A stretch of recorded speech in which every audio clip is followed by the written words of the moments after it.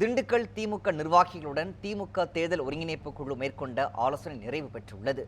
இது குறித்து செய்தியாளர் ஷெர்லி தரும் கூடுதல் விவரங்களை கேட்டு வரலாம். ஷெர்லி, வணக்கம். தொடர்பான விவரங்கள்.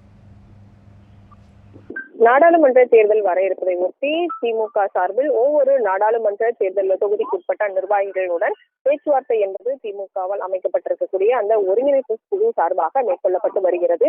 அந்த வகையில் இன்றைய கரூர் மற்றும் திண்டுக்கல் நாடாளுமன்ற தொகுதிக்குட்பட்ட நிர்வாகிகளுடனான சந்திப்பு என்பது நடைபெற்றது. முன்னதாக கரூர் நாடாளுமன்ற தொகுதிக்கு நடைபெற்ற நிர்வாகிகளின் சந்திப்பின் போது அந்த தொகுதியில் தற்போது எம்பியாக இருக்கக்கூடிய கூட்டணி கட்சியை சேர்ந்த நபருடன் அவ்வப்போது பிரச்சனைகள் மற்றும் சிக்கல்கள் ஏற்பட்டு வருவதால் அவரை மாற்றி திமுக கூட்டணி கட்சிக்கு வழங்காமல் திமுக கட்சியை அந்த தொகுதியில் போட்டியிட வேண்டும் என்று வலியுறுத்தினர். இதனை அடுத்து திண்டுக்கல் நாடாளுமன்ற தொகுதி நிர்வாகிகளுடனான சந்திப்பு என்பது நடைபெற்றது. அப்போது திண்டுக்கல் நாடாளுமன்ற தொகுதியில் கடந்த நாடாளுமன்ற தேர்தலின் போது தமிழகத்திலே அதிக வாக்கு வித்தியாசத்தில் வெற்றி பெற்ற அதே நாடாளுமன்ற உறுப்பினரை மீண்டும் இந்த நாடாளுமன்ற தேர்தலுக்கு வேட்பாளராக நிறுத்த வேண்டும் என்று அத்தரப்பிலிருந்து கோரிக்கைகளும் வைக்கப்பட்டிருந்தது.